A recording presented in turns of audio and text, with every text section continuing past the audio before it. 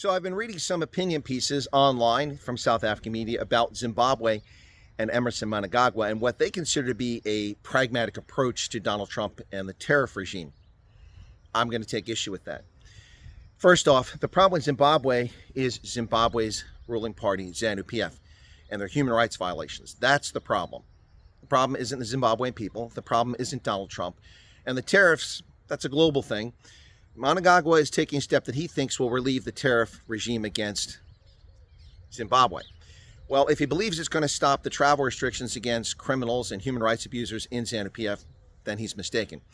It certainly can lead to a reduction in the 10% tariffs that are currently imposed for 90 days and the subsequently higher tariffs if countries don't negotiate. So from that standpoint, I'll give Mnangagwa and ZANU-pf a little bit of credit, as people in the media are doing. They have removed all tariffs against U.S. goods. That's very smart and pragmatic. That may not put them in good stead in the Southern African Customs Union or in SADC, but it certainly puts them in a better bargaining position with the United States for alleviating these tariffs. But again, if ZANU-pf officials for any moment think that they are going to be relieved of the travel restrictions that have been placed on them because of their actions, it's not going to happen. For years, ZANU-pf has lied to the world, and the African Union has lied to the world, and Southern African countries have lied to the world, claiming that there are sanctions on Zimbabwe.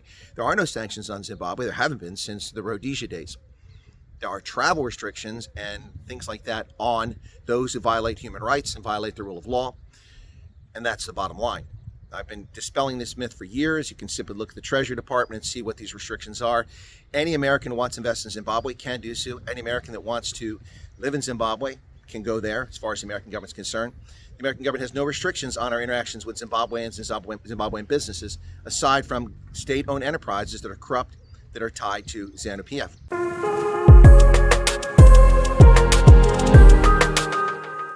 So, again, I disagree with the concept that ZANU-pf is smart at lowering the tariffs. They're smart if their objective is to sort out the current tariff imbroglio.